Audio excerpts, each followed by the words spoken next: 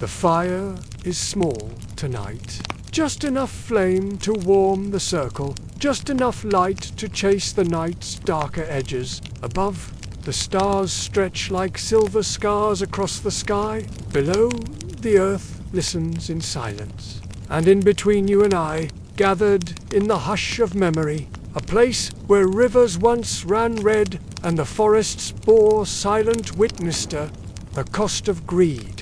Tonight, we journey to a land far removed from this one, deeper than sleep, darker than myth. Let's pause here for a moment. The fire crackles softly, and we rest beneath the stars. Long before the name Congo became a distant echo in textbooks, it was a heartbeat, a homeland, a hope, and then it became a possession, not of a nation, but of one man, King Leopold II of Belgium. A monarch with a silver tongue and a golden crown, he dreamed not of progress, but of plunder. And in the Congo Free State his dream became a nightmare, where men toiled under the weight of chains, where families were torn apart by quotas, and where the very earth grew weary of suffering. Tonight, we will walk slowly through that remembered land. We will meet the brave who dared to speak, the fallen who were never mourned, and the rulers who feasted while the world bled beyond their palace walls. Let's pause here for a moment. The fire crackles softly, and we rest beneath the stars. This story is not swift. It does not hurry. It unfolds like a map long hidden, like a truth whispered through generations. And now, your heart open, your mind ready, you may begin to understand. The land's vast wealth, ivory, rubber, minerals became his obsession.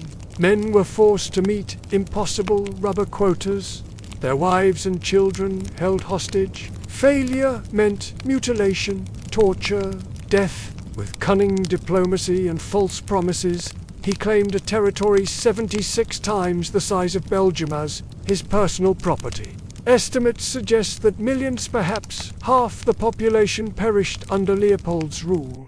Let history be your guide. Let memory be your teacher. Their words and evidence sparked outrage, slowly turning the tide of public opinion. The Congo Free State became the Belgian Congo, but the scars remained. In the late 19th century, as Europe carved up Africa, King Leopold II set his sights on the Congo Basin. The Congo Free State was born a name that mocked the very concept of freedom.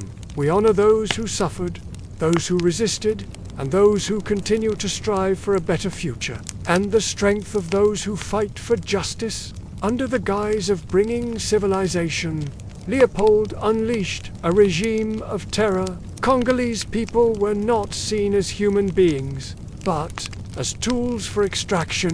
Villages were burned, cultures destroyed, and a population decimated. It challenges us to look beyond surface narratives, to question the motives of those in power, and to stand up for human dignity. Yet, for years, the world remained blind. Leopold presented himself as a philanthropist, while his agents wove a web of lies. But truth has a way of surfacing. Brave individuals, missionaries, journalists, and diplomats began to expose the horrors. Names like George Washington Williams, Edmund Morel, and Roger Casamond became beacons of hope. In 1908, after decades of brutality, international pressure forced Leopold to relinquish control.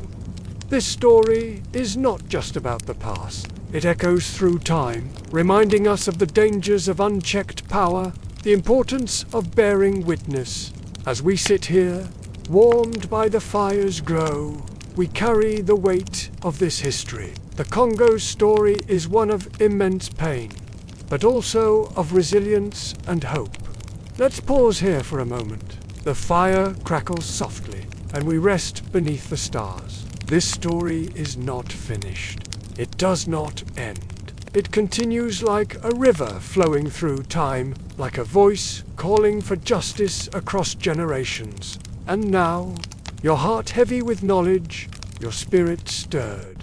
You may reflect. Let this history guide your actions. Let these memories shape your choices. For in understanding the past, we gain the power to shape the future. The sun rose thick over the Congo basin. Not golden, but bruised its light filtered through the canopy of colossal trees, its heat suffocating. In the distance, the river moved slowly, as if it too were reluctant to witness what the day demanded. In the village of Yalisambo, a man named Maboma stirred in silence. No rooster crowed. No child laughed. No woman sang. Because when the Belgians came, songs disappeared first. Maboma was no longer a father, no longer a farmer. He had become something else. A collector, not of coins, not of stories, but of rubber. And each drop came with a cost. The white men had explained it once through an interpreter, with the threat of a rifle held gently against a boy's back. They said, "This sap is progress. This sap is for bicycles, tires, modern things." But to Maboma, it was punishment that bled from the bark. Each morning, he was handed a small tin blade barely sharp enough to shave his calloused thumb and told to climb and climb. Only limbs, and the memory of other men who slipped up the green-streaked bark, through branches slick with dew and bird droppings. He stopped once to scratch a mosquito bite, only to find it already bleeding, and climb. The rubber vine coiled high into the forest canopy. There were no ladders. Maboma tied a rope around his waist and began his ritual ascent. The fire crackles softly, and we rest beneath the stars. But tomorrow, let's pause here for a moment. At the top, he made a series of shallow cuts into the vine. The white sap began to ooze. Sticky, slow, silent. He held his gourd beneath it and waited. He had collected barely enough sap to coat the bottom of his bowl, sometimes for hours. Below him, the forest whispered. A snake curling in the leaves, a distant cough from another climber, the sudden crack of a whip, or 10 severed hands if someone else failed and you survived. Not for him today. Let's pause here for a moment. The fire crackles softly, and we rest beneath the stars. By midday, his arms burned from clinging to bark. The overseer would not be pleased. The quotas were not negotiable. 10 kilos per month, or 10 lashes. Maboma descended slowly, carefully, his back screaming. In his hut, what was left of it, his wife's eyes met his. They said nothing. Their son, in Debussy, had not returned from his own collection. He was 12. They had given him a blade last month. They said he was a man now. But in the Congo Free State, manhood was a death sentence with no ceremony. Let's pause here for a moment. The fire crackles softly, and we rest beneath the stars. At the post near Lokondu, soldiers recorded rubber, Delividius-like. Priests counting confessions. The man with the highest quota received a threadbare coat. The lowest, a punishment assigned without emotion. The force public stood watch. Congolese men forced to enforce Belgian rule. Uniforms too large, eyes too hollow. Maboma approached with trembling hands. His rubber weighed less than expected, he begged. Its light filtered through the leaves, casting shadows that seemed to writhe and twist. The guard raised a brow. I won't punish you, he said. But bring your son's hand by dusk. He owes the rest. Maboma walked away, a ghost wearing skin. He didn't speak to anyone that evening. Not his wife, not the neighbors, not even the forest. He simply waited, and when the sun fell he looked out into the trees and wept, and Debussy did not return. In the darkness, Maboma took a blunt machete and whispered a prayer to no one. He would bring a hand by dawn. Let's pause here for a moment. The fire crackles softly, and we rest beneath the stars. The next morning, the sun rose again, bruised and heavy over the Congo basin. Maboma stirred, his eyes hollow, his hands stained with a darkness that no amount of washing could remove. In the distance, the river flowed on, indifferent to the horrors it had witnessed. The village of Yelisombo was silent, as if holding its breath, waiting for a storm that never ceased. Maboma was no longer a father, no longer a husband, no longer human. He had become a vessel of sorrow, carrying the weight of countless severed hands. The white men's words echoed in his mind, a cruel mockery of progress. "This sap is civilization," they had said. But civilization, Maboma now knew, was built on the bones of his people. He picked up the small tin blade, its edge dulled by countless cuts, and prepared for another day of collection. The rubber vines seemed to mock him, coiling ever higher into the canopy. Maboma began to climb, each movement a testament to his suffering. Up and up he went, through the green hell of leaves and branches. At the top, he paused, his breath ragged in the thick, humid air. He made the cuts, watched the sap ooze, and felt a piece of his soul bleed away with it. Below, the forest held its secrets. The whisper of other collectors, the distant sound of a child's cry, quickly silenced. Mboma's gourd filled slowly, each drop a reminder of the quota he must meet. He thought of Indebuisi, of the hand he had delivered at dawn, his son's hand, the one that had once reached for him, seeking comfort in the night. Now it lay in a pile with countless others, a grim ledger of Belgian greed. As Maboma descended, his muscles screaming in protest, he wondered how much longer he could endure, how much longer any of them could endure. In his hut, his wife sat motionless, her eyes fixed on the empty space where their son should have been. They did not speak. There were no words left. Outside, the force public patrolled, their rifles a constant reminder of the price of disobedience. Maboma looked at his meager collection of rubber, knowing it would not be enough. He would face the lash again, or worse. But what was physical pain compared to the agony in his heart? As night fell, Maboma sat alone, staring into the darkness. He thought of the world beyond the Congo, of the people who rode on rubber tires, never knowing the cost. He thought of Leopold, the king who had never set foot in this land, yet claimed it as his own. And he thought of his people, once proud and free, now broken and bent beneath the weight of empire. In the distance, a lone bird called, its cry a lament for all that had been lost. Maboma closed his eyes, and for a moment allowed himself to remember the songs that once filled the air, the laughter of children playing by the river, the taste of food grown from their own land. But such memories were dangerous. They led to hope, and hope was a luxury he could not afford. Tomorrow he would climb again. He would bleed again. He would endure again. For in the Congo Free State, there was no freedom, only the endless cycle of rubber and blood. As Maboma drifted into a fitful sleep, the stars wheeled overhead, indifferent to the suffering below. And in the heart of the forest, the rubber vines continued to grow, feeding on the tears and sweat off. A people pushed beyond endurance. Let's pause here for a moment. The fire crackles softly, and we rest beneath the stars. Morning arrived, but no birds sang. The village of Yalisambowans, alive with laughter and fires, was now an echo of itself. Children had grown silent. Drums had stopped. Even the leaves seemed to rustle more cautiously, as if afraid to be mistaken for rebellion.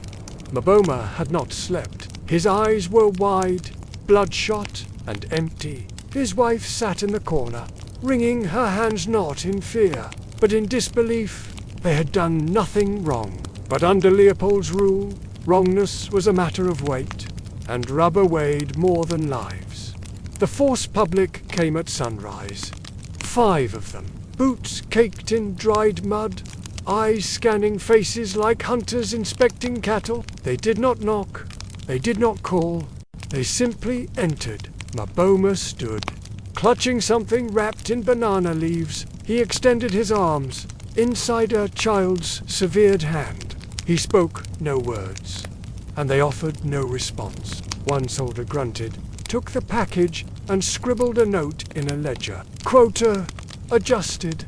Let's pause here for a moment. The fire crackles softly, and we rest beneath the stars. There were hundreds of villages like Yalisombo, each one a map dot of grief.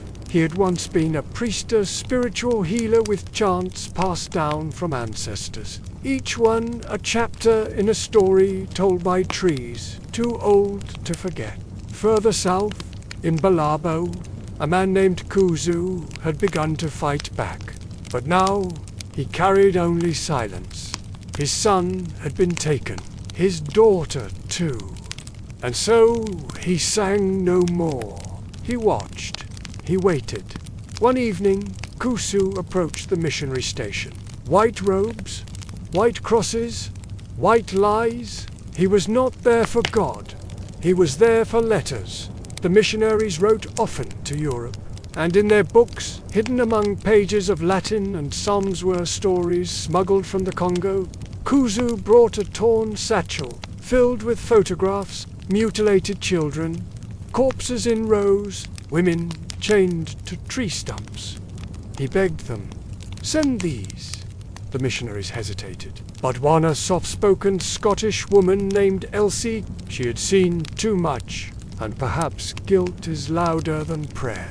Let's pause here for a moment. The fire crackles softly, and we rest beneath the stars. In Europe, news traveled slowly, but blood leaves stains even across oceans. Pamphlets were printed, speeches were made, some scoffed, calling it exaggeration, but others listened. Mark Twain, Arthur Conan Doyle, George Washington Williams, Edie Morel.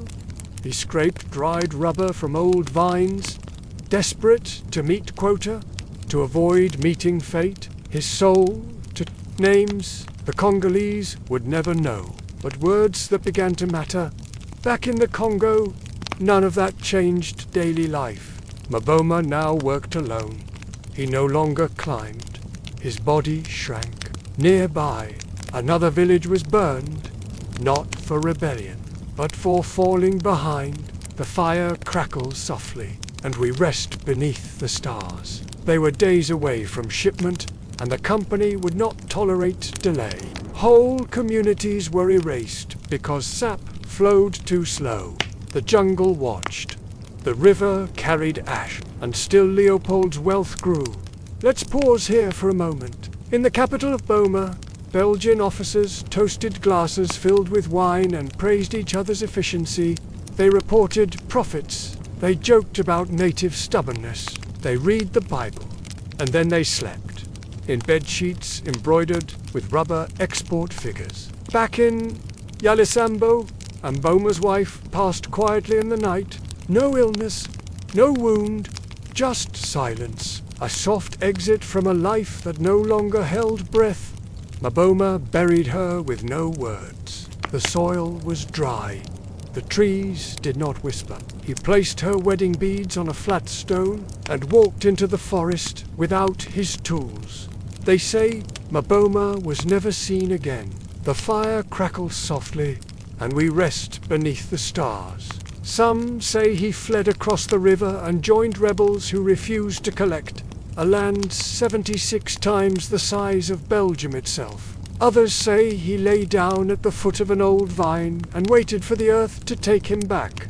No one knows, because in the Congo, Free State disappearances were common. A tale of greed so vast it consumed an entire nation, and grief had no grave markers. Let's pause here for a moment. The story of the Congo Free State is one of unimaginable cruelty. Leopold II, King of the Belgians, had crafted a personal empire, and he ruled it with an iron fist wrapped in velvet gloves. On paper, it was a humanitarian mission, bringing civilization, ending slavery. The fire crackles softly, and we rest beneath the stars. In reality, it was a machine designed to extract wealth at any cost.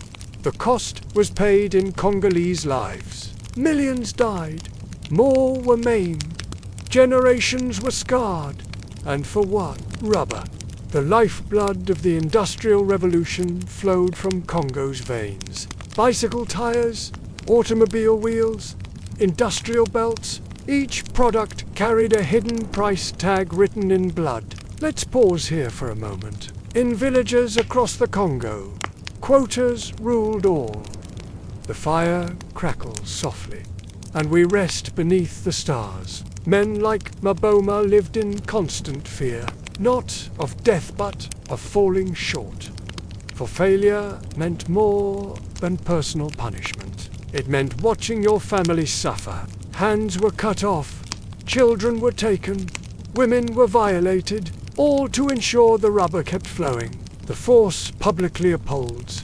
Private army enforced his will with ruthless efficiency. They were often Congolese themselves, recruited, trained, turned against their own people. Some resisted, many complied, for in Leopold's Congo, survival often meant becoming the very thing you feared. Let's pause here for a moment. Yet even in darkness, sparks of resistance flickered. Men like Kuzu, women like Elsie Cameron. Small acts of defiance, whispered stories, smuggled photographs. They could not stop the machine, but they could bear witness, and slowly, painfully, the truth began to seep out. The fire crackles softly, and we rest beneath the stars. Journalists wrote. Activists organized protests. The pressure grew. Leopold fought back with propaganda and bribery, but the tide was turning. In 1908, he was forced to give up his private colony. The Belgian state took control. For the Congolese, little changed at first. The system remained. The quotas continued. But a crack had formed in the wall of silence, and through that crack, hope began to whisper. Let's pause here for a moment.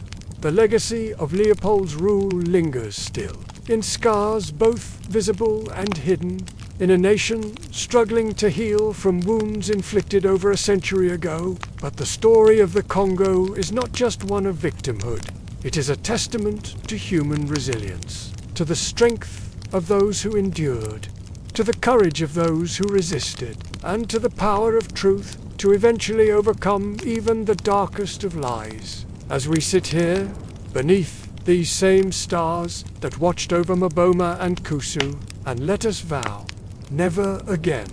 Even the silence in the Belgian Congo was deafening. It echoed in the pause between footfalls on damp earth, in the brittle creak of branches snapped under fear, in the long stares of children, too hollow to cry.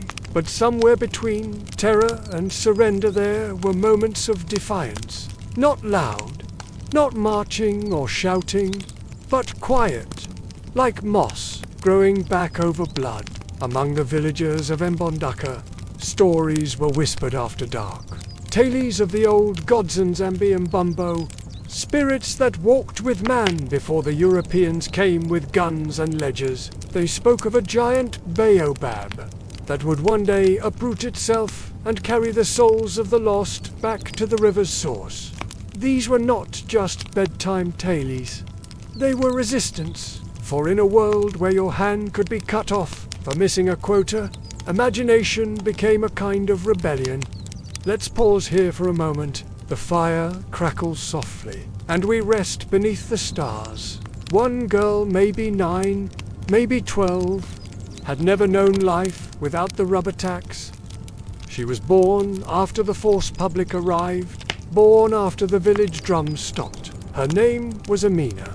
Each day she followed her mother into the forest.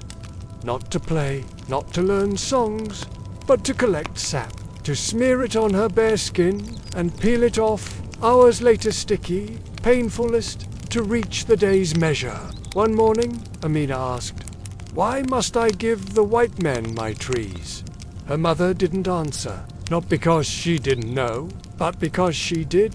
Further down the river, in the tangled corridors of Leopoldville, priests had begun their own campaign, crosses and catechisms, but also fear, for the missionaries who arrived to spread Christ often turned a blind eye to the lash, and some in desperate attempts to save the souls of the broken tore away even their names. Congo became Peter, Inga became Mary. Their languages were forbidden, their sacred drums silenced, even their dancers outlawed. But inside one child's pocket, beneath the Christian sash, was a carved wooden charm with the face of Mbomba. It had been his grandfather's, and when the priest asked what it was, he said, "A toy soldier from home." The priest nodded, but Mbombo smiled quietly from the pocket.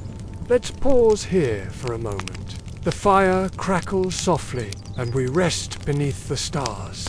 Dreams became the only safe space. At night, laborers spoke softly of dreams where they walked backward into Taminto, days of laughter and market noise, into the great trading kingdoms before the rubber barons came. Some dreamed of water, cool water, endless rivers where their children bathed freely without the sound of a whip behind them. One elder, blind in one eye, said he dreamed of a great black panther devouring Leopold whole, and the village laughed, a rare thing, but reality always returned. The quotas did not sleep. The officers did not forget. Punishments grew crueler. Now, it wasn't just hands, it was humiliation.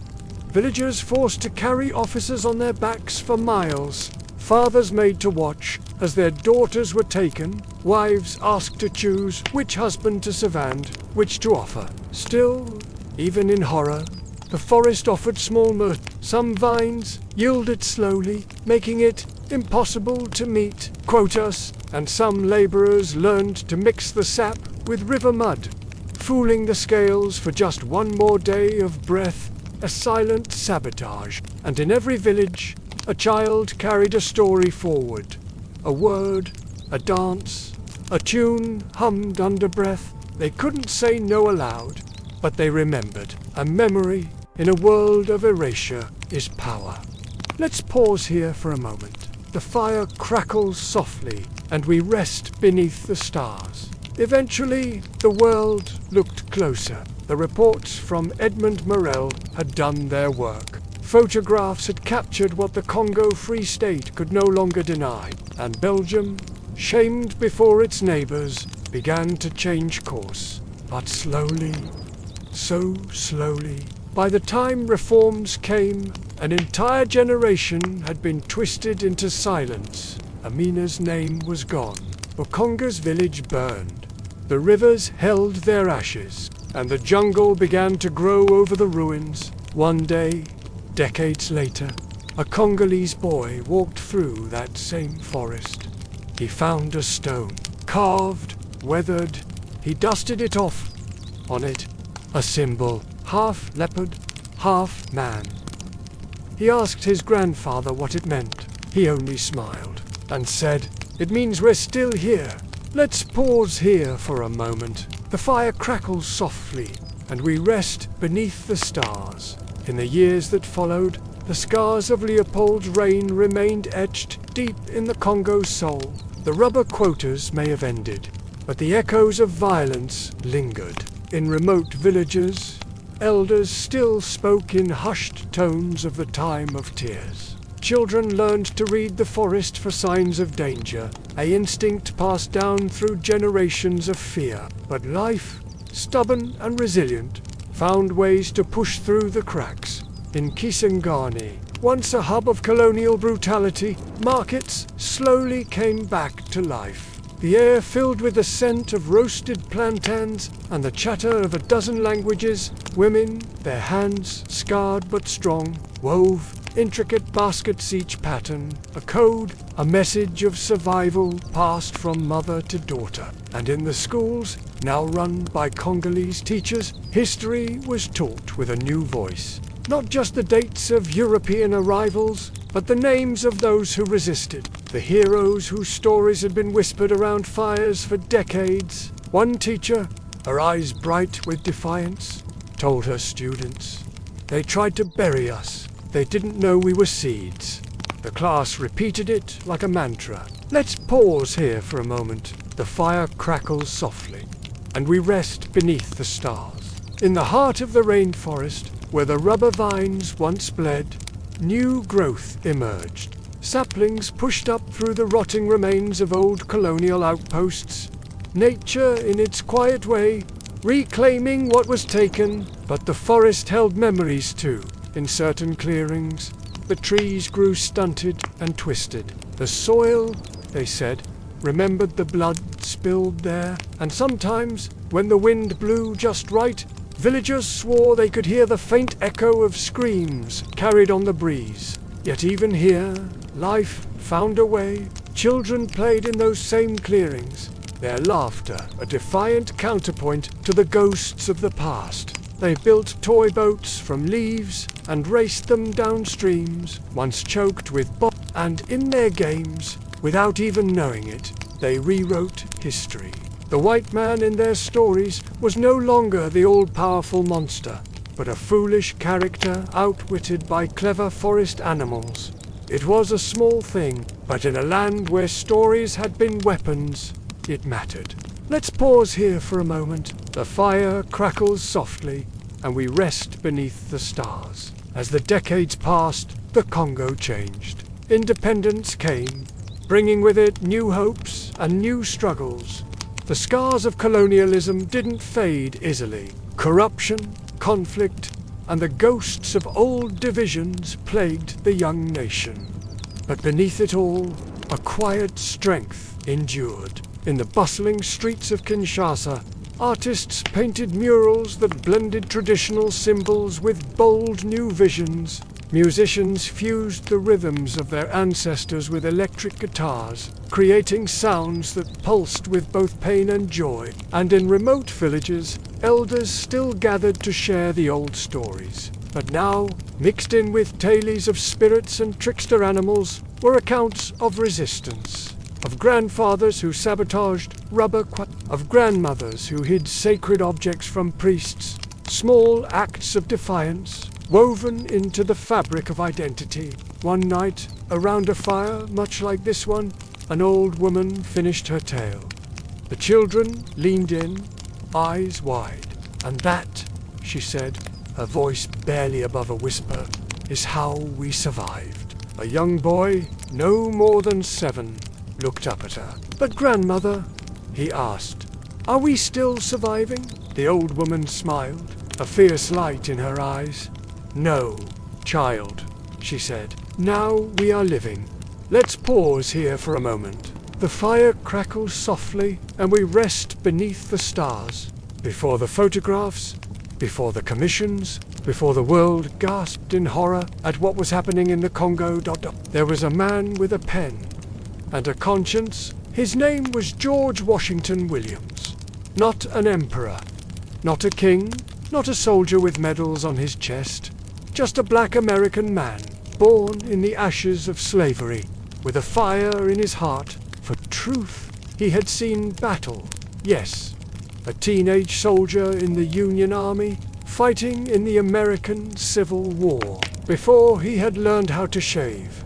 But George was not meant to die with a gun in his hand. No, his weapon was ink, his battlefield, the page. He became a historian, a preacher, a journalist, and then, in 1890, a traveler to the Congo Free State.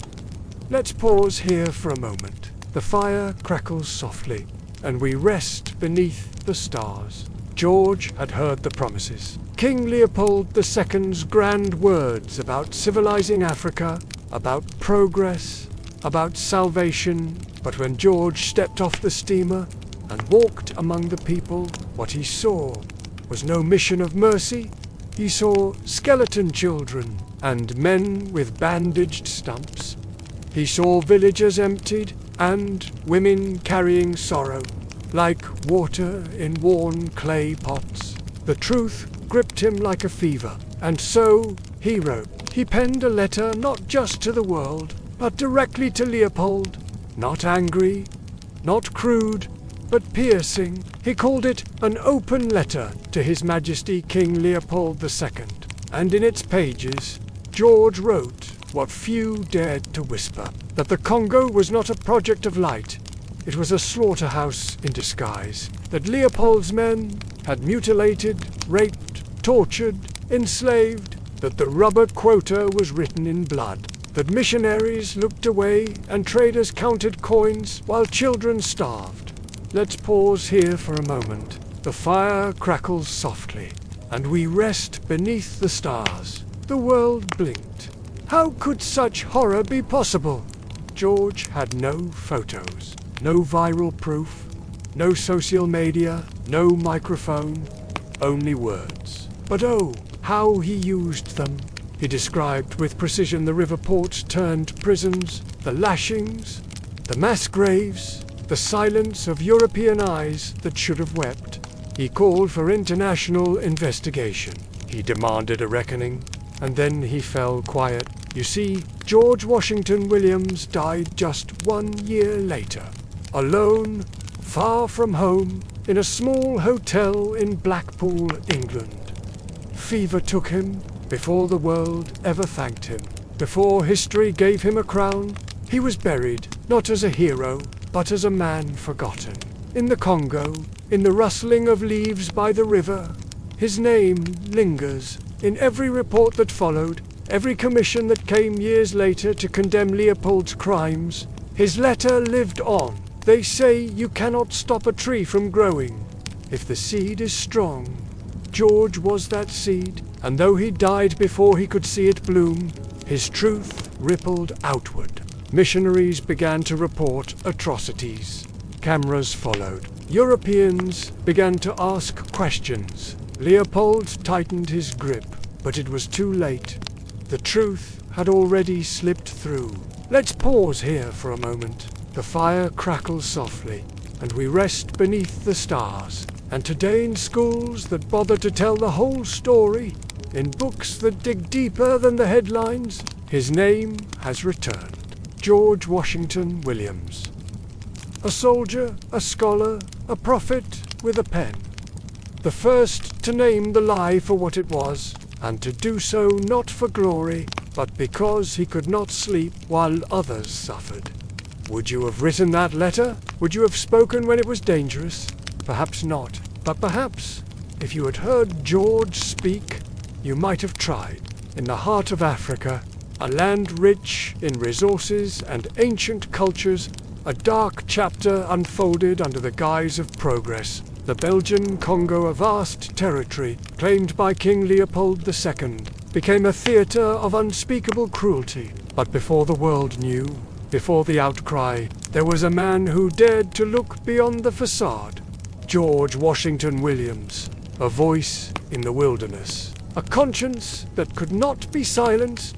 He walked the paths of the Congo, his feet touching the same earth that bore the weight of so much suffering. He listened to stories whispered in fear, saw the scars that no official report would mention.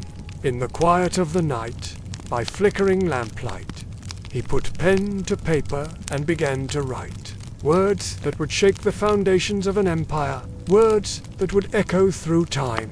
His letter, a testament to human dignity, a challenge to the powerful, a plea for justice. It spoke of hands severed for failing to meet rubber, of families torn apart, of a people treated as less than human. George's words were seeds of truth, planted in the fertile soil of global conscience. Though he did not live to see the harvest, others would tend the field he had sown. Missionaries like William Shepherd and William Morrison took up the torch, risking their lives to document atrocities. Journalists like Edmund Morell and Roger Casement followed the trail blazed by George's courage.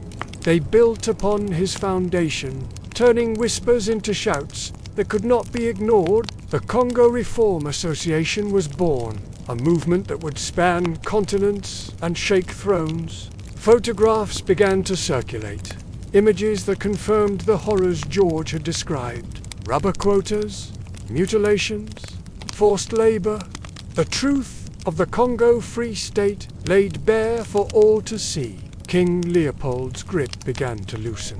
His grand project of civilization exposed as a brutal sham. In 1908, the Belgian state took control, ending Leopold's personal rule, but not the system he had built. Yet the seed of change had been planted, and it would continue to grow. George Washington Williams, the forgotten hero, had lit a flame that could not be extinguished. His legacy lives on in every act of courage, in every voice raised against injustice, in the classrooms of Kinshasa and the libraries of Brussels. His name is spoken with reverence, a reminder that one person, armed with truth and compassion, can change the course of history. So when you hear of the Belgian Congo, when you read of Leopold's ghost, remember George. Remember the power of words. Remember that the pen in the right hands can be mightier than any sword. And ask yourself, what truths do you see that others ignore? What letter might you write to change the world? The fire crackles softly, and we rest beneath the stars. But the story of the Congo, of George, of courage in the face of cruelty, it lives on. In you, in me, in all who dare to speak truth to power. May we honor his memory, not just with words, but with action. For the world still needs those who will stand, who will write, who will fight for what is right, even when it seems the darkness is too deep, even when the cost seems too high, because that is how light returns. That is how hope survives. That is how we ensure that George Washington Williams and all those who suffered in the Congo did not live and die in vain. When a single voice echoes long enough, others begin to listen. And though George Washington Williams had passed, his truth did not. The echo of his letter crossed oceans, rattled ivory halls, and reached ears that had, for too long, pretended not to hear. Among them was a man named Edie Morel. Morel worked for a shipping company in Liverpool, handling cargo bound for the Congo Free State. But over time, he noticed something unsettling. The ships leaving Belgium were full. Rifles, chains, ammunition, and cloth. But those returning, rubber, ivory, gold. No commercial goods exchanged, no trade, just extraction. He saw what others chose to ignore. Let's pause here for a moment. The fire crackles softly, and we rest beneath the stars. Morel realized what it meant. This was not common. It was slavery in disguise. No voluntary trade could explain the vast profit. No fair system left people maimed for quotas. So he did what George had done. He wrote, he resigned from his shipping job and dedicated his life to telling the world what the Congo really was. And so began the Congo Reform Association, a slow-burning movement of pamphlets, speeches, rallies, and relentless reporting. They printed testimonies from missionaries, accounts from disillusioned agents, and harrowing letters smuggled from the interior. One voice became two became hundreds. The Congo Reform Association became the most significant human rights campaign of its time, and yet the king resisted. Leopold II dismissed it all. Lies, he called them. British jealousy, he scoffed. But the tide was shifting. Even the photographs had begun to circulate. Images of boys with severed hands, of widows beside burned-out huts, of chains and lashes and silence. The camera had entered the Congo, and it told the same story George had told. But now with undeniable evidence, in coffee shops in Paris, in drawing rooms in Berlin, in churches in Glasgow and Geneva, people began to whisper and then to shout. Let's pause here for a moment. The fire crackles softly, and we rest beneath the stars. Still, Leopold held on. He hired publicists. He paid scholars to defend him. He even bought journalists.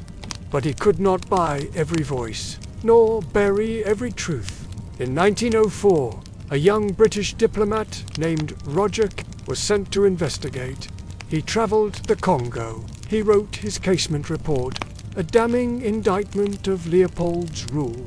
It confirmed everything. And more casement wrote of villages burned for failure to meet rubber quotas, of men hung by vines from trees, of mothers who were forced to choose which child to hide and which to surrender.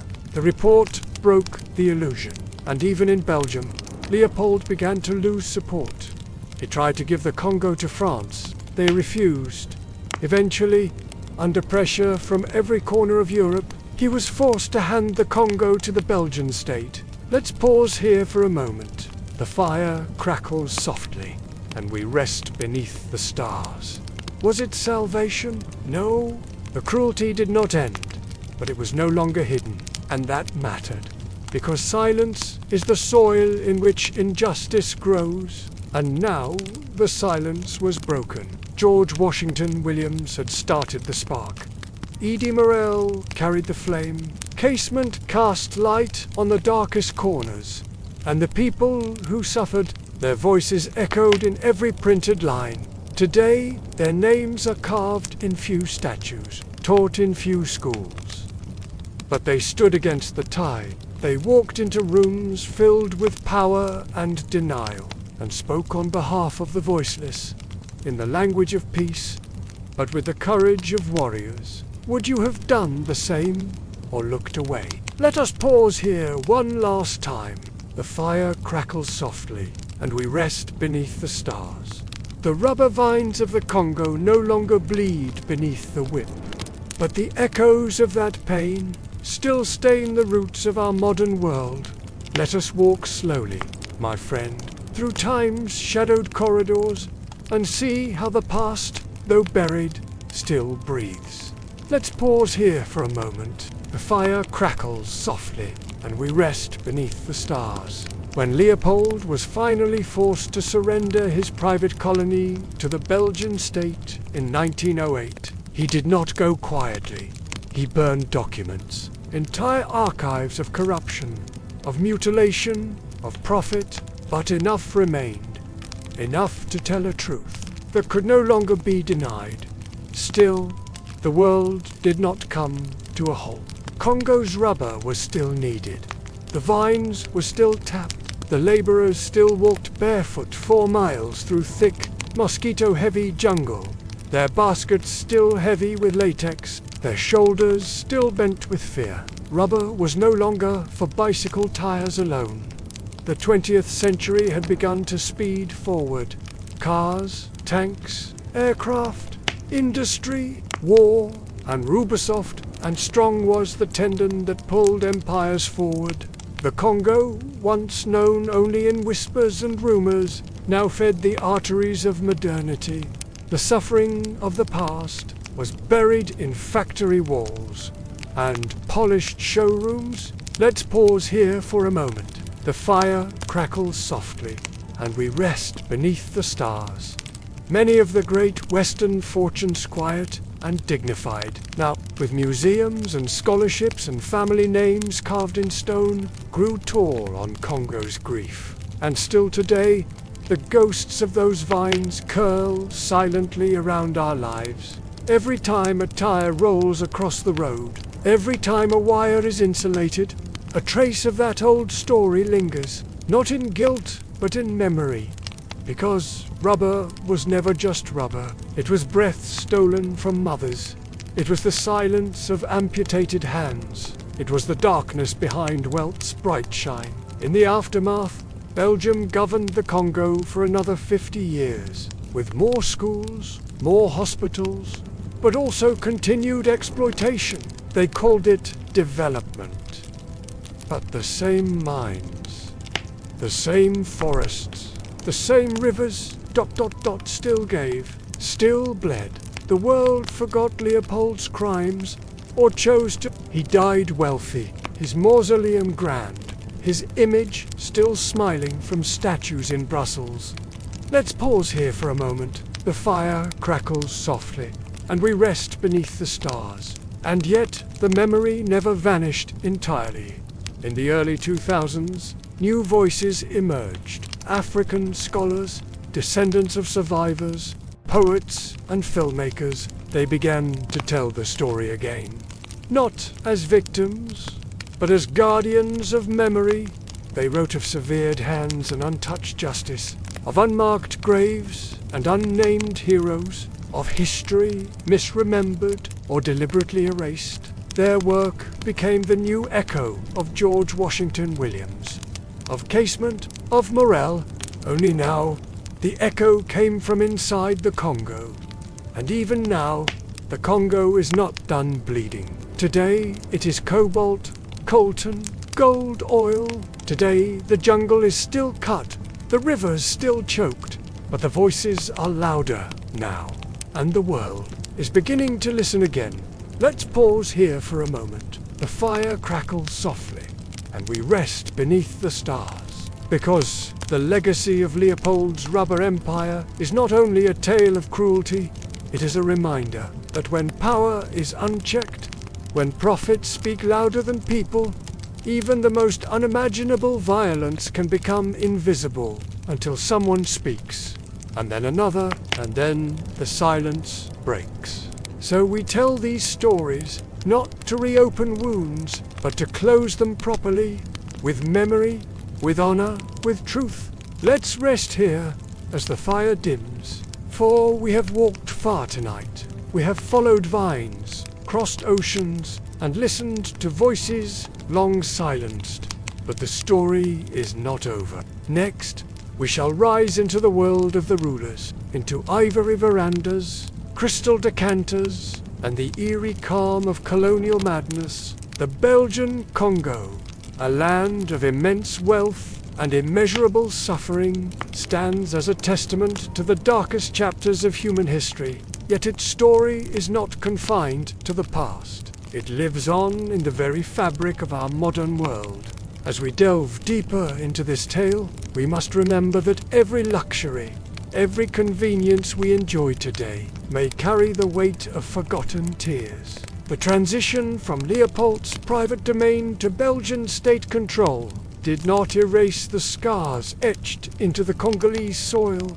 The rubber still flowed, the profits still accumulated. The pain, though perhaps less visible, persisted. In the halls of power in Brussels, men in tailored suits spoke of progress and civilization. But in the depths of the Congo, the reality was far removed from their polished rhetoric. Forced labor continued under new guises. The whip may have been hidden, but its sting lingered in subtler forms of coercion. Let's pause here for a moment. The fire crackles softly, and we rest beneath the stars. The world had tasted the fruits of Congo's bounty, and its appetite only grew stronger. As the 20th century marched forward, the demand for rubber expanded beyond imagination. It wrapped around electrical wires, cushioned the wheels of progress, and sealed the fate of millions. In the name of industry and empire, the Congo was vast plantations replaced ancient forests, rivers were redirected to serve the needs of commerce, mountains were hollowed for their mineral wealth, and through it all, the Congolese people bore the weight of this transformation. Their labor built railways and ports, their sweat fueled factories and mines. Their lives were measured in quotas and production targets. Let's pause here for a moment. The fire crackles softly, and we rest beneath the stars. As world wars raged across continents, Congo's resources became ever more vital. Its uranium powered the atomic age. Its metals strengthened the arsenals of nations. Its rubber rolled beneath the tanks and planes of global conflict. And still, the story remained untold. The brutality of Leopold's reign faded from memory, replaced by sanitized tales of colonial benevolence. But beneath the surface, the truth refused to die. It lived in whispered stories passed down through generations. In songs sung in languages the colonizers never bothered to learn. In the silent grief of those who had lost too much to name, let's pause here for a moment. The fire crackles softly, and we rest beneath the stars. As the winds of change swept across Africa, Congo too reached for independence, but the legacy of exploitation had sown deep seeds of instability. Leaders rose and fell. Foreign interests circled like vultures. The promise of true freedom remained elusive. And still, the resources flowed outward. Still, the profits accumulated far from Congolese hands. The names changed from rubber to coltan, from ivory to cobalt, but the story remained painfully familiar. Let's pause here for a moment. The fire crackles softly, and we rest beneath the stars. Yet even in the face of such enduring injustice, hope refuses to be extinguished. New generations of Congolese rise, armed with education, technology, and an unbreakable spirit. They challenge the narratives that have long defined their nation. They demand accountability for past and present wrongs. They envision a future where Congo's wealth finally benefits its own people. And so, as we sit here by the dying embers of our fire, we must ask ourselves, what role do we play in this ongoing story? How do the echoes of Congo's past reverberate through our own lives? And what responsibility do we bear to ensure that the future is not merely a continuation of that blood-stained legacy? Let's rest here as the fire dims, for we have walked far tonight. We have traced the path of rubber vines and followed rivers of sorrow. We have heard the whispers of those long silenced and felt the weight of a history too often ignored. But our journey is not complete, for the story of the Congo, of its people, its resources, its struggles, is not just a tale of the past. It is a mirror held up to our present, a challenge to our future. And as we prepare to step into the world of those who ruled, of those who profited, of those who turned a blind eye, we must carry with us the voices we have heard tonight. For in understanding the depths of this history, we may yet find the strength to forge a different path. A path of justice, of healing, of true and lasting change. In the 15th century, when Portuguese ships first kissed the shores of Central Africa, they were not met by wildness. They were received by a court, cloaked in raffia and crowned in carved ivory. The Kingdom of Congo stood proud, a beacon of civilization in the heart of the continent. Its capital cities bustled with life, its tax systems hummed with efficiency, and its spiritual hierarchies reached from earth to sky. Priests whispered to ancestors in sacred groves, while artisans bent iron to their will, crafting beauty from the earth's bones. For a fleeting moment, harmony reigned. A fragile handshake stretched across the vast ocean.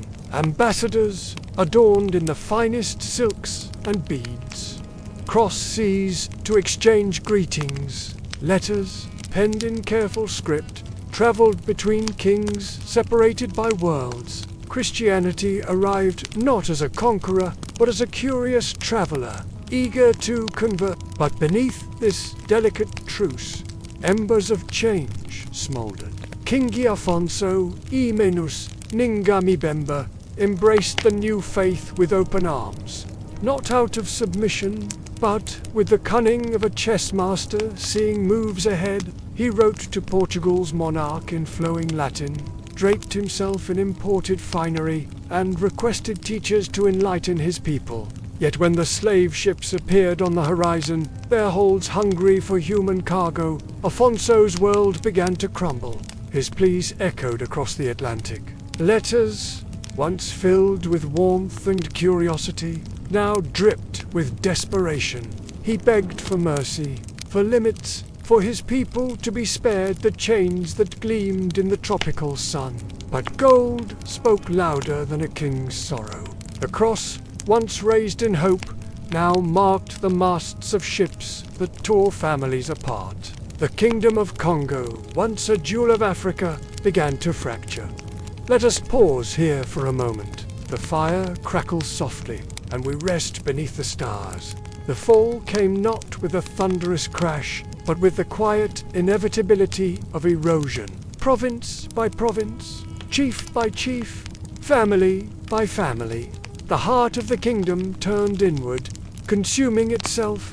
Power slipped from the royal grasp, trickling down to local warlords who saw profit in flesh. Nobles who once stood tall in pride now stooped to count coins earned from their kin's misery. Rival factions, armed with European muskets, tore at each other in endless wars, their prizes measured in captives and cattle. The land that once sang with moonlit prayers now echoed with the clanking of chains, where councils of elders once gathered to share wisdom. Slave traders now haggled over prices. The Catholic churches, grand stone testaments to a fleeting alliance, stood empty and cold. Their altars gathered dust while outside a new god of greed held sway. In its final centuries, Congo was a kingdom in name alone. True power resided across the sea, in the counting houses of Lisbon and the mansions of Antwerp. A land once ruled by ancestral spirits and sacred traditions had become little more than a supply chain, a source of bodies to fuel distant empires. Let us pause here for a moment. The fire crackles softly, and we rest beneath the stars. By the 19th century, as Leopold's insatiable hunger for rubber began to bleed the Congo dry, the Kingdom of Congo was but a whisper, a name etched on fading maps, a ghost story told by elders around dying fires. But ghosts, as we know, are not so easily banished. In hidden clearings, far from prying eyes, descendants still lit candles for the old kings. Their flames flickered in defiance of the new order. In remote mountain villages, prayers in Kikongo still rose to the heavens, carried on voices that refused to be silenced. The memory of Mbanza, Congo, the great capital that once rivaled European cities, lived on in the games of children. They raced through crumbling ruins, their laughter a echo of past glory. And the stories? Oh, the stories persisted, passed from weathered lips to eager young ears. They spoke of a time before the chains, before the quotas, before men were dragged through jungles like beasts. They told of kings who ruled from hilltops, not from distant shores, of a land governed by the wisdom of elders and the whispers of spirits, not by the crack of the whip and the rumble of trains. The fall of Congo is more than a tale of conquest. It stands as a stark warning, etched in blood and tears. It speaks of trust betrayed, of power bartered away for empty promises. It reminds us how easily history can be rewritten by those who wield the pen and the gun. Yet within this tragedy lies a seed of hope. For while Congo crumbled, its soul was never truly captured. Even today, walk the forests near where Mbanza, Congo once stood proud, and you might stumble upon sacred groves untouched by time. Listen closely, and you may hear melodies sung in tongues older than any colonial border. Stand still and feel the weight of ancient eyes upon you, watching, remembering. Let us pause here for a moment. The fire crackles softly, and we rest beneath the stars. But our journey does not end in the ashes of a fallen kingdom. The path of history, stained with rubber and blood, leads us onward, away from the whispers of ancestors and the ghosts of forgotten kings. We find ourselves now in a different world, a world of starched collars and polished boots, of ledgers filled with numbers that represent lives. Step with me into the cold, quiet bungalow of a Belgian officer. Here, in this house, on a hill, overlooking lands he will never truly understand, we see where horror wears a mask of civilization, where madness hides behind cologne and crisp uniforms. The kingdom of Congo may have fallen, but its story echoes through time.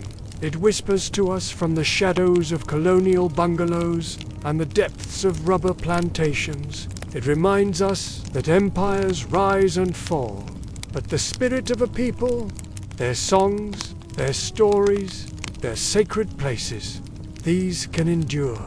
And so, as we leave this tale of a lost kingdom, remember, history is not just written by the victors, it lives in the hearts of the conquered, waiting for the day when its true voice can be heard once more. Before the rubber plantations scarred the land, before the colonial whip cracked against bare skin, there was a rhythm, a pulse, a sacred dance between the living and the dead. The Congo people knew the whispers of their ancestors. They felt them in the rustling leaves, in the flow of rivers, in the very marrow of their bones. When the spirits were honored, the earth sang with abundance. But when those voices were silenced, a kingdom's soul began to wither. Let us pause here for a moment. The fire crackles softly, and we rest beneath the stars. At the heart of Congo belief lay the colonial line, an invisible threshold between our world and the realm of spirits. It wasn't a barrier of stone or wood, it was water. When life ebbed away, the soul crossed this great river, sometimes vast as an ocean, to a place that mirrored our own. What transpired in flesh echoed in spirit. Every libation poured for those who came before. Every promise kept to the unseen strengthened the bridge between worlds. The Nganga, keepers of sacred knowledge, maintained this delicate balance.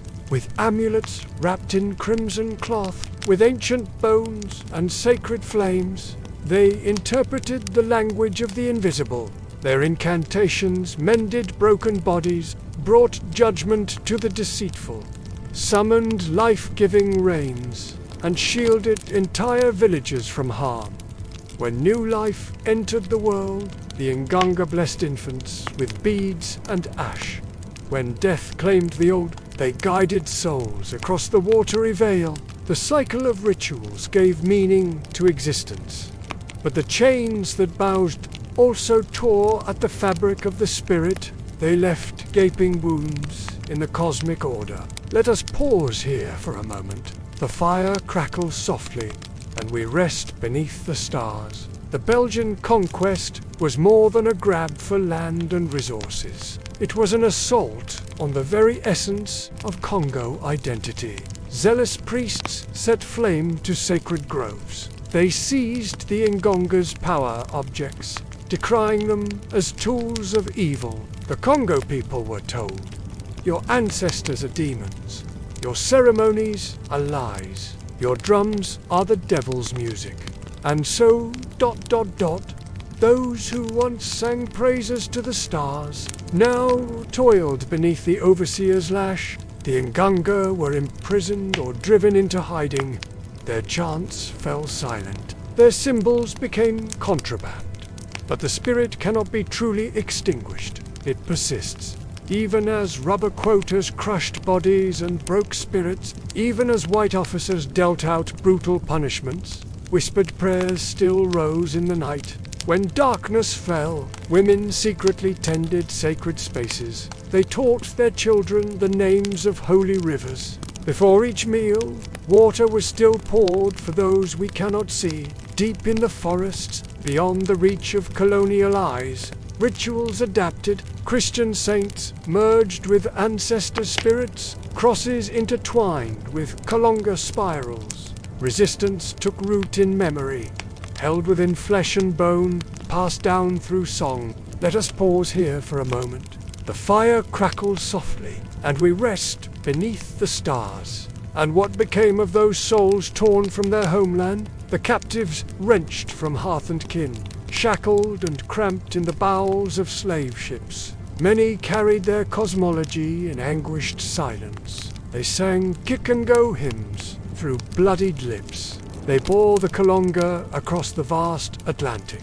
Even in the Americas, you can trace the echoes of Congo belief. From Cuba to Brazil to Haiti, shrines still stand, where the Bakizi, the ancestral spirits, receive offerings, where the dead speak through dreams, where the Kalonga was never truly severed.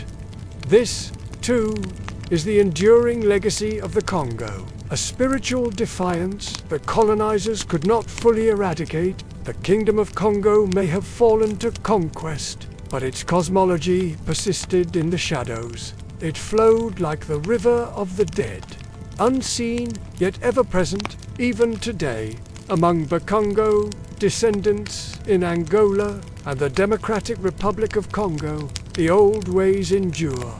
The Nganga still practice their arts. The drums still speak their ancient tongue.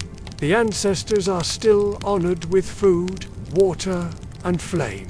And when the elders commune with the spirits, they say, "We have not abandoned you. We are ever." Let us pause here for a moment. The fire crackles softly, and we rest beneath the stars.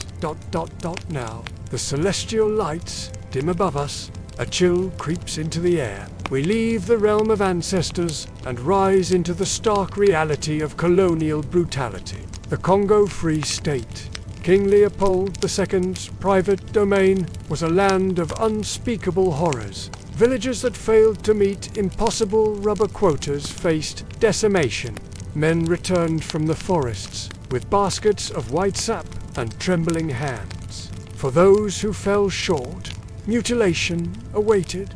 Severed hands became currency in this kingdom of greed. Let us pause here for a moment. The fire crackles softly, and we rest beneath the stars. The very landscape bore witness to this suffering. Once lush forests were scarred by the relentless hunt for rubber. Rivers that once carried the souls of the dead now bore the blood of the living. In this new order, the Ngonga's healing touch was replaced by the rifle butt and the chikata, a whip of hippopotamus hide. Colonial officers, drunk on power and far from European scrutiny, became gods of a cruel pantheon. They demanded tribute, not in palm wine or cola nuts, but in ivory, rubber, and broken spirits. Let us pause here for a moment. The fire crackles softly, and we rest beneath the stars. Yet even in this darkness, embers of resistance glowed. Some fled deep into the forests, beyond the reach of colonial patrols. Others wove new prophecies, speaking of a day when the white men would be driven out. In secret clearings, far from prying eyes, the old rituals continued. And Kizi figures, power objects that housed spirits, were hidden beneath floorboards and in hollow trees. The Kalonga line, though strained, was not forgotten. Let us pause here for a moment. The fire crackles softly, and we rest beneath the stars. As news of the atrocities slowly reached Europe, voices of protest began to rise. Missionaries who had come to civilize found themselves bearing witness to genocide. Journalists risked their lives to document the horrors. The very rubber that flowed from the Congo began to leave a stain on Leopold's reputation. But for the Congo people, the damage was already done. A culture had been shattered, a cosmology disrupted, the voices of ancestors muffled beneath the din of industry. Let us pause here for a moment. The fire crackles softly, and we rest beneath the stars. Yet, as we sit here in the growing dark, we must remember, the spirit of the Congo was bent, but never broken. The Kalonga still flows. The ancestors still watch, and in the hearts of their descendants, a flame still burns. The earth remembers, even when the drums have fallen silent, even when the trees reclaim the palaces. The soil beneath your feet whispers of what came before. In the dense forests of the Congo Basin, where vines strangle the remnants of forgotten villages, the past is not lost.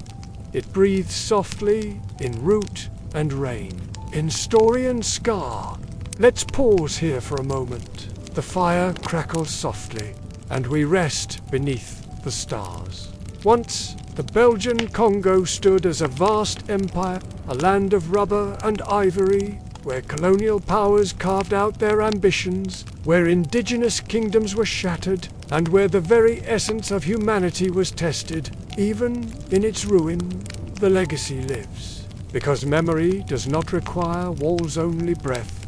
But today, there are only scattered remnants, rusted chains, and memories passed like dying embers from one elder to the next. Historians delving into the archives of this troubled land have found remnants of colonial reports, photographs of exploitation, letters penned by missionaries, and testimonies etched in pain that long before Leopold's reign of terror, there were societies of complexity, culture, and resilience.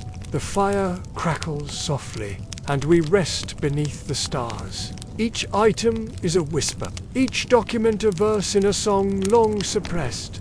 They search not only for facts but for truth, to show the world that Africa did not begin with colonization. Traders sell smartphones, where rubber once flowed like blood. The past breathes beneath the present. Mothers braid resilience into their children's hair. Old symbols of defiance find new life on murals, garments, and in quiet acts of remembrance. How the pursuit of profit reshaped landscapes and shattered lives. How the legacy of brutality echoed through generations into prayers whispered in anguish. The fire crackles softly, and we rest beneath the stars. Let's pause here for a moment. In the modern cities that now pulse with life, young people dance in clubs not far from old colonial buildings, where families were torn apart, where language, faith, and identity were crushed beneath the weight of colonial greed. But even now, few know the true extent of the horror. The colonizers rewrote history but not the memory, and memory, when tended, grows again. In villages throughout the Democratic Republic of Congo, some still speak of the time before. They say, the river does not forget its course, and the fire of remembrance still glows in the hearts of those who ask, who were we before we were broken? We have stood in the ruins of empires and found that they still speak. They say, even a scarred tree bears fruit. Church choirs unknowingly echo songs of resistance. The soul of the Congo refuses to be silenced. Let's pause here for a moment. But a mirror held up to the very nature of power and the indomitable spirit of those who refuse to be erased. But there is another memory, one written not in song, but in silence. Fields where rubber once flowed now yield different harvests, but the memory of forced labor lingers. For every act of erasure, there is an act of preservation.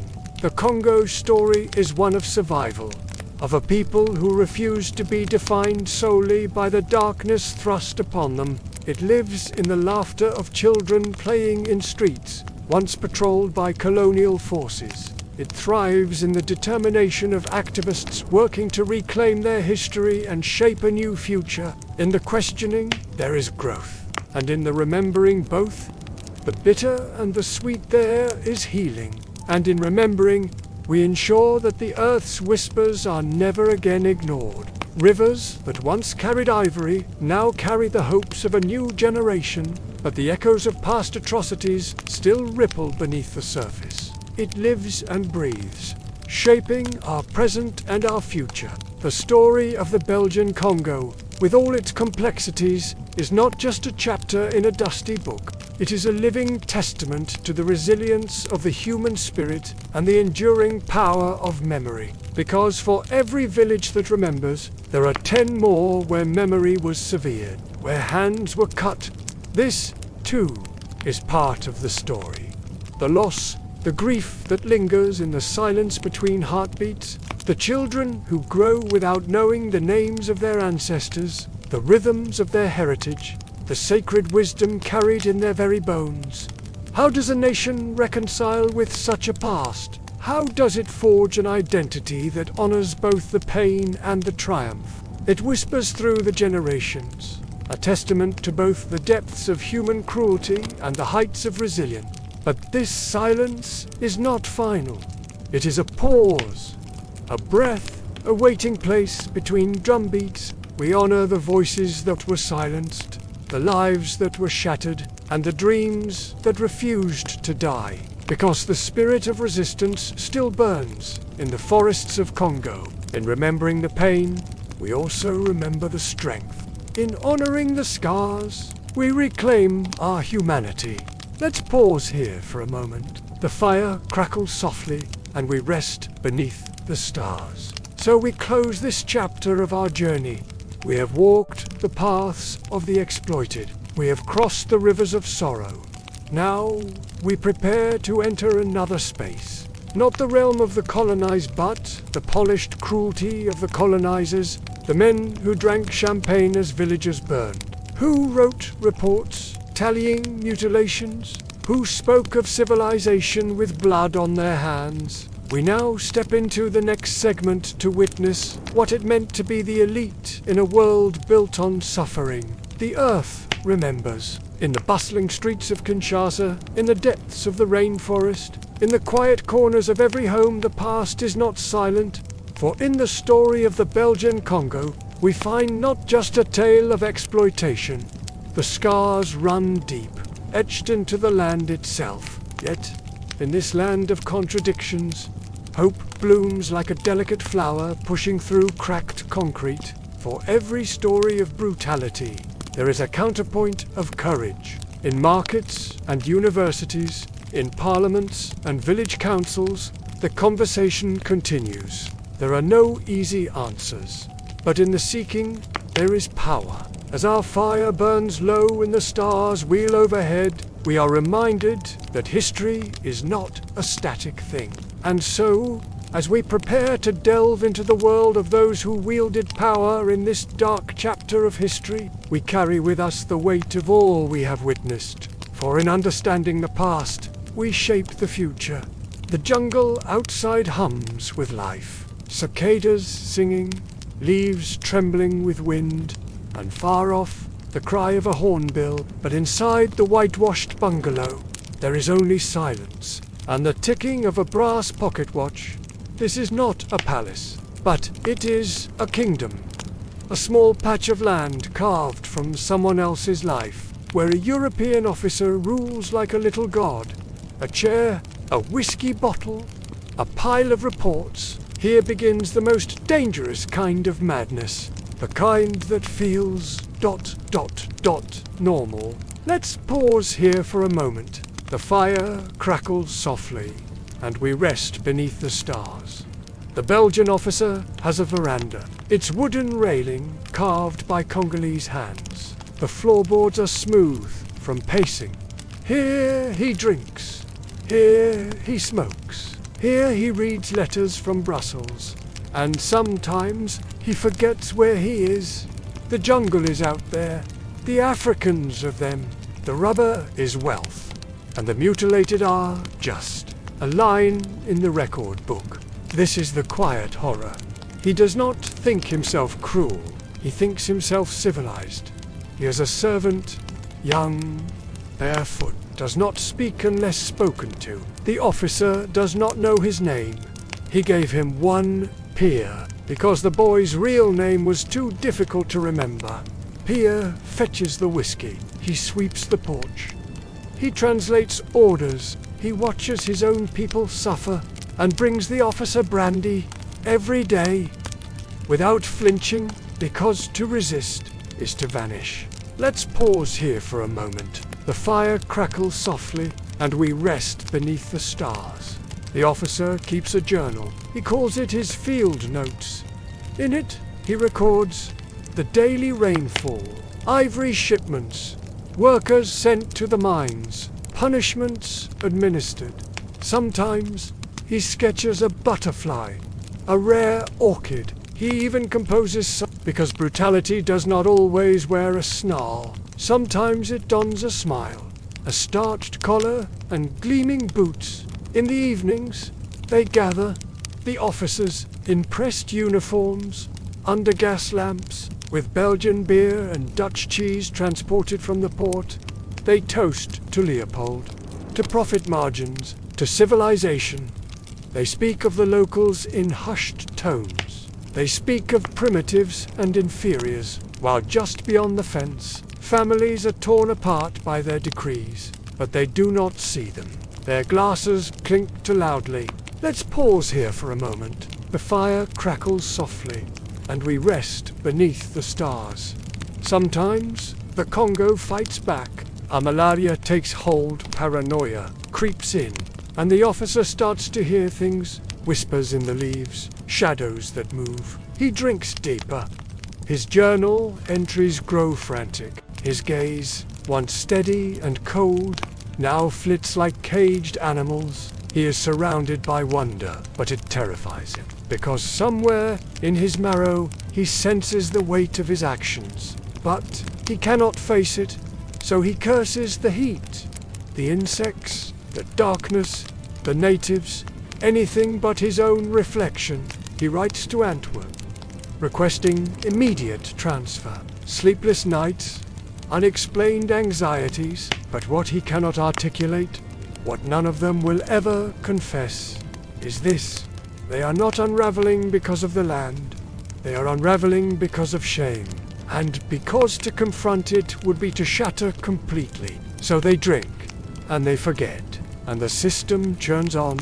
Let's pause here for a moment. The fire crackles softly, and we rest beneath the stars. And so, as we step quietly out of the bungalow, past the veranda, past the gun racks, past the blood-stained ledgers and empty decanters, we leave behind the mind of the colonizer.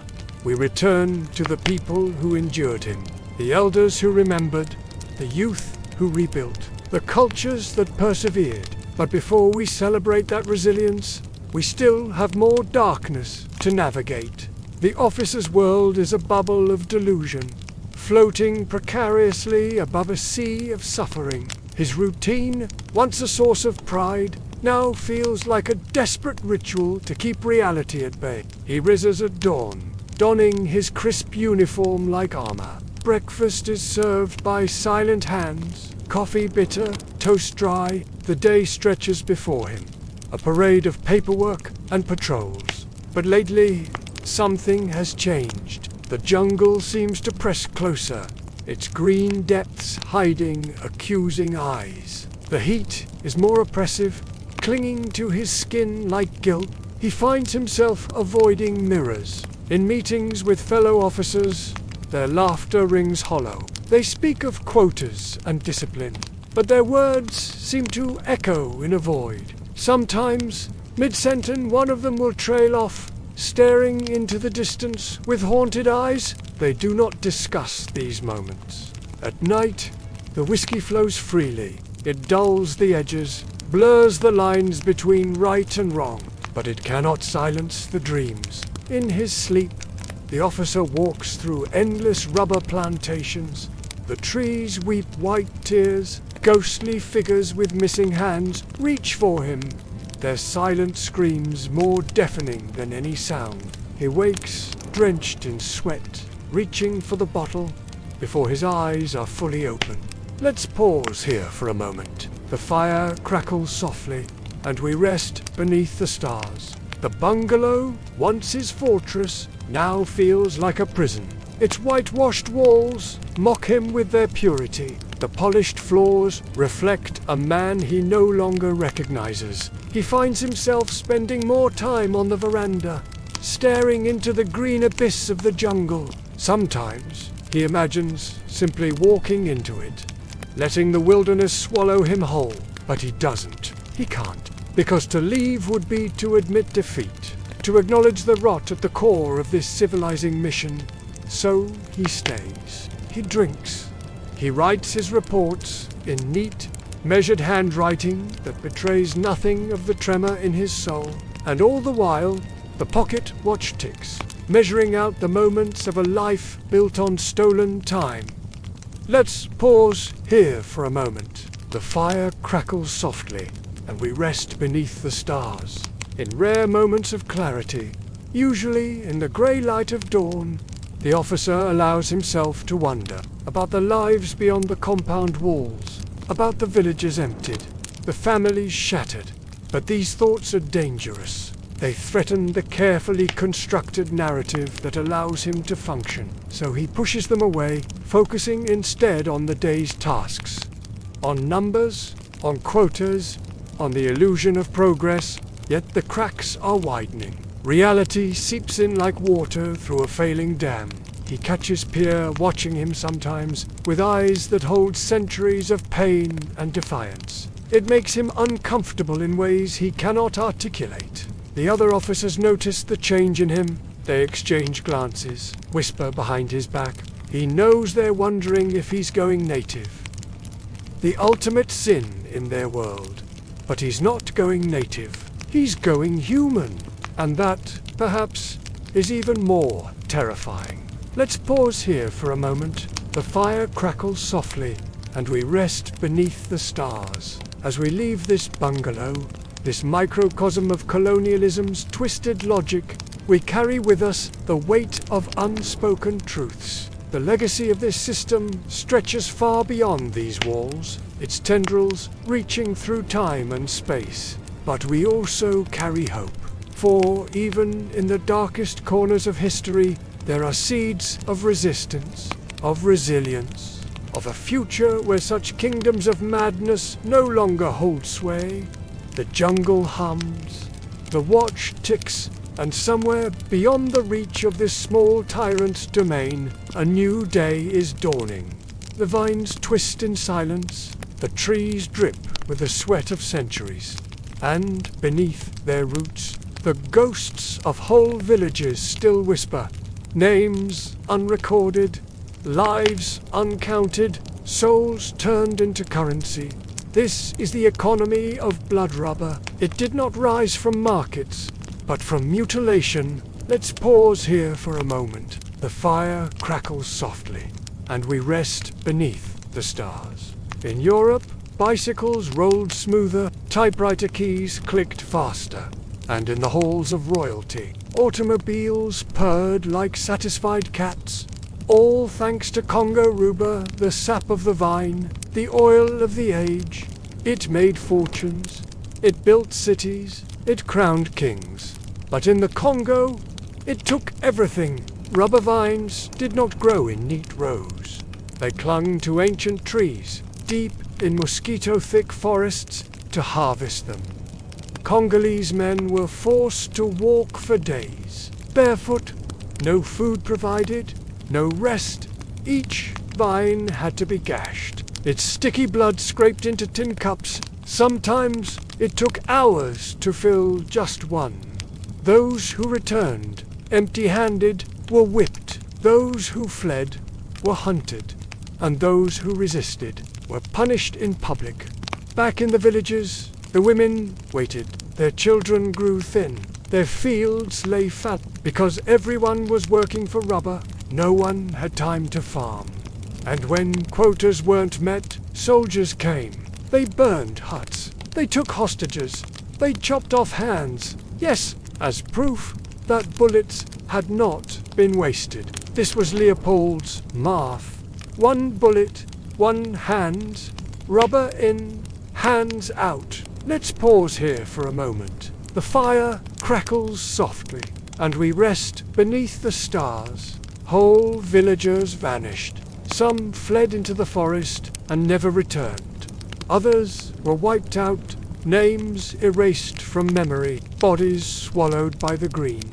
But the rubber kept flowing, because the vines were everywhere, and the profit was too good. European newspapers praised Leopold.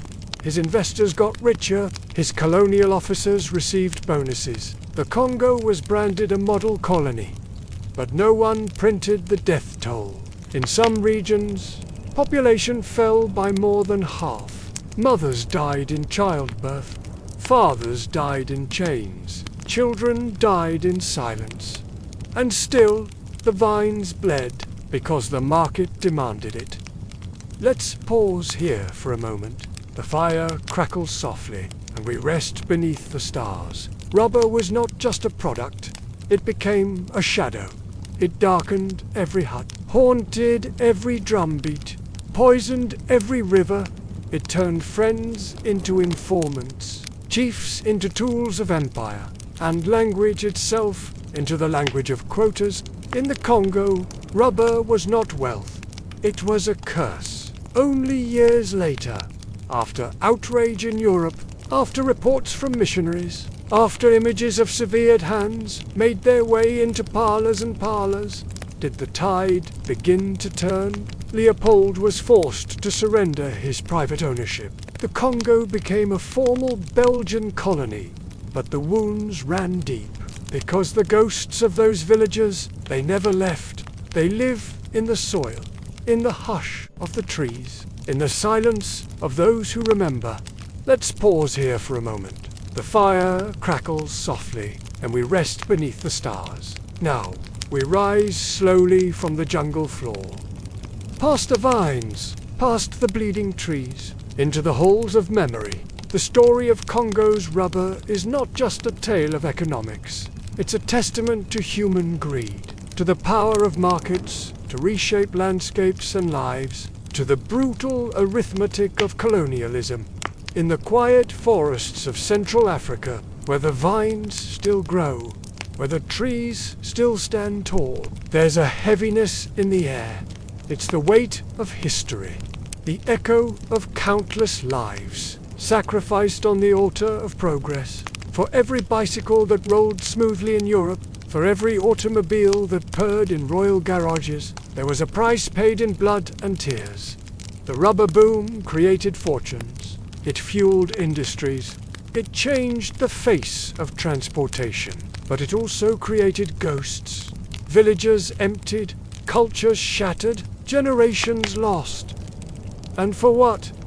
For the smooth roll of a tire, for the bounce of a ball, for the stretch of an elastic band. Let's pause here for a moment. The fire crackles softly, and we rest beneath the stars. The legacy of Congo's rubber haunts us still, in the uneven development of nations, in the scars left on landscapes and sites, in the ongoing struggles for justice and reconciliation. We cannot undo the past, but we can learn from it. We can honor those who suffered. We can work to ensure such atrocities never happen again. As we sit here beneath the stars, listening to the crackle of the fire, we are connected to those distant forests, to the vines that once bled for profit, to the people who bled alongside them, to the earth that absorbed so much pain. The rubber boom may be long over, but its echoes remain in the rustling of leaves, in the flow of rivers, in the beating of hearts. Let's remember. Let's pause here for a moment. The fire crackles softly, and we rest beneath the stars. The story of Congo's rubber is not just about the past. It's a mirror held up to our present. It asks us, what price are we willing to pay for progress? Whose lives are we willing to sacrifice for profit? What shadows do our own consumption habits cast as we move forward? As we build our own economies, as we shape our own futures, we must remember the lessons of the rubber boom. That true wealth cannot be measured in commodities alone. That progress built on suffering is no progress at all. That the cost of our comforts may be paid by those we never see. The vines in Congo no longer bleed for rubber, but other resources are still extracted. Other lives are still impacted. The ghosts of those rubber villagers remind us. Every product has a story. Every market has its consequences. Every economy leaves its mark. Let's pause here for a moment. The fire crackles softly, and we rest beneath the stars. As we rise from this fire, as we walk back into our own lives, let us carry with us the weight of this history. Not as a burden, but as a responsibility. To question, to learn, to act with compassion. For in the end, we are all connected by the products we use, by the markets we participate in, by the shared humanity that binds us all. The story of Congo's rubber is not just a chapter in a history book.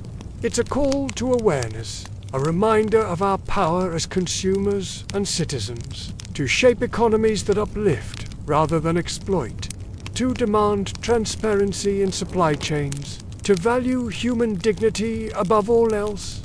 As we leave this moment, as the fire dies down and the stars fade, let us carry forward the light of understanding.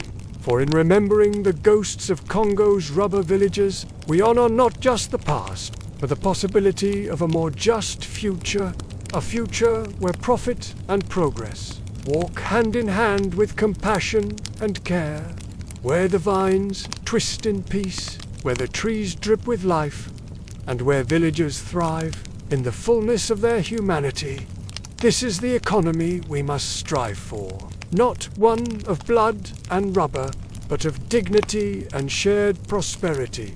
Let us rise to this challenge with the echoes of history as our guide and the hope for a better world as our destination. The vines still grow. The rivers still run red at dusk. And deep in the heart of Central Africa, there are names we do not know, graves unmarked, and stories buried but not dead. This is not the past. This is an echo, and tonight we follow that echo into the present. Let's pause here for a moment. The fire crackles softly, and we rest beneath the stars. When Leopold II finally surrendered his grip in 1908, he did not weep. He did not confess. He simply sold the Congo from his private hands into the rule of the Belgian state. Nothing was returned, no reparations made.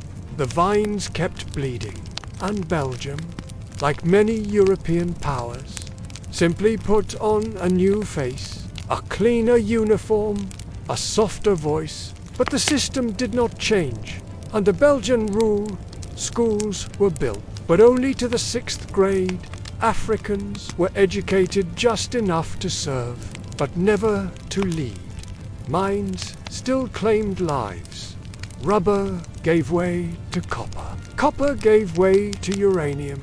And once again, the Congo fed the machines of empires it never chose. From Belgian coinage to American bombs, its minerals lit the world, while its people remained in the dark.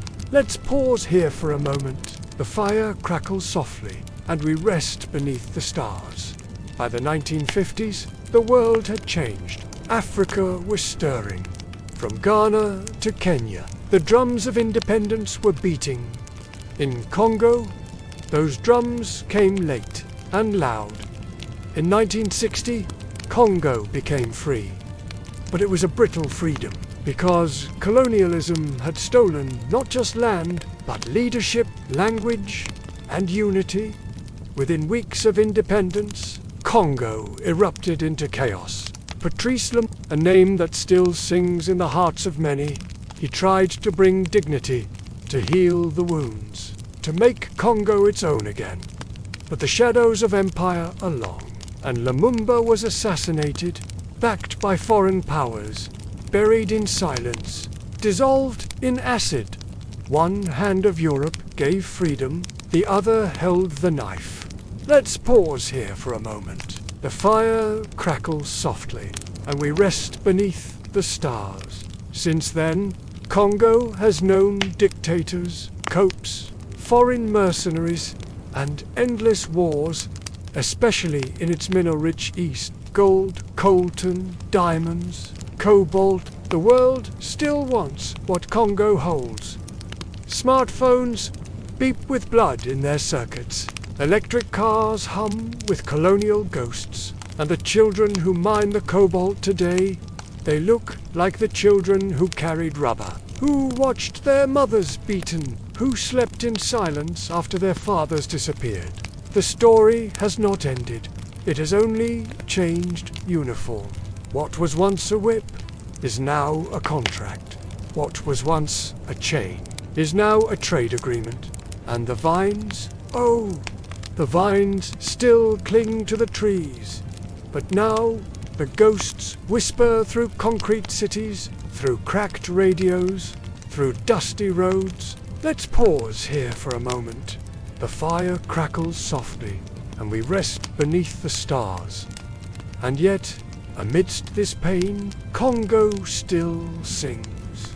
Its forests still breathe, its rivers still roar, its drums still speak.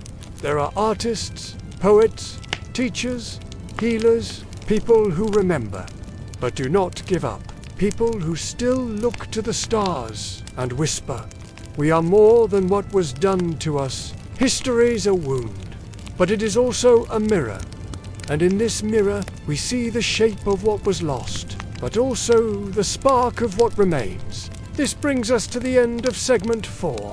From the vines of death to the fire of resistance, you have walked through a story few dare to tell. And now, as we prepare for our final passage, let us lay our heads upon the soil, close our eyes beneath the stars, and let the land speak its final word. The Congo story is one of resilience, of a people who have endured unspeakable horrors, yet continue to fight for their dignity and future. From the brutal reign of Leopold II to the exploitative rule of Belgian colonialism, the Congolese people have borne witness to the darkest chapters of human history, yet they have not been broken.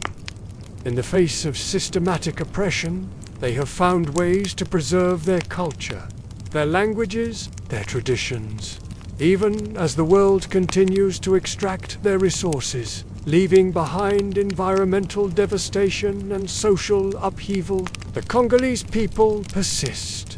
They are the guardians of the Congo Basin, the world's second-largest rainforest, a vital lung of our planet. They are the keepers of ancient wisdom, passed down through generations, whispering secrets of survival and harmony with nature. Let's pause here for a moment. The fire crackles softly, and we rest beneath the stars.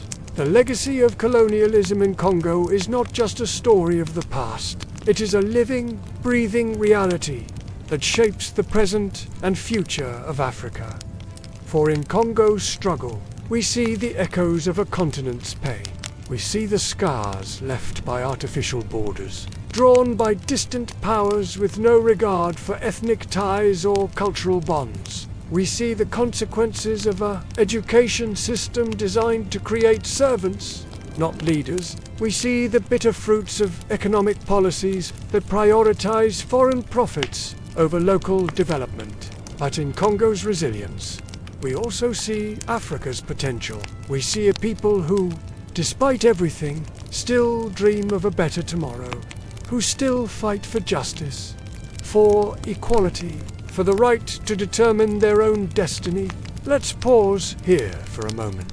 The fire crackles softly, and we rest beneath the stars. The story of Congo is not just a tale of victory, it is a testament to the indomitable human spirit.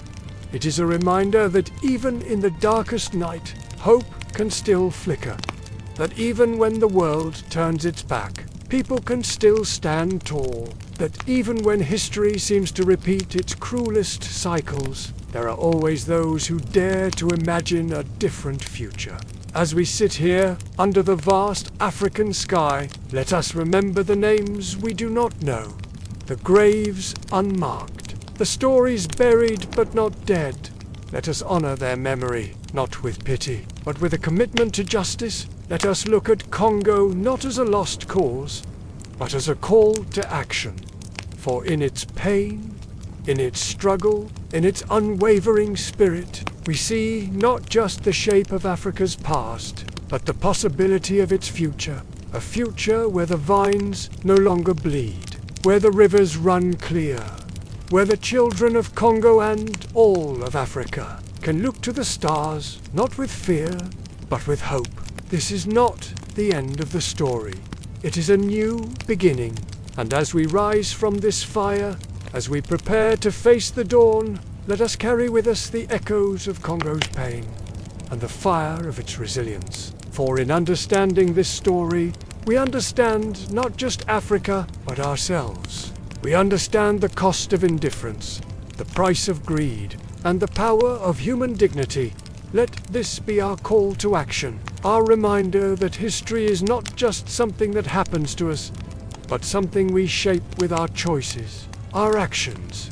As we end this segment, let the fire of Congo's spirit burn bright in our hearts, guiding us towards a future where justice prevails, where wounds are healed, and where the echoes of the past become the songs of a brighter tomorrow.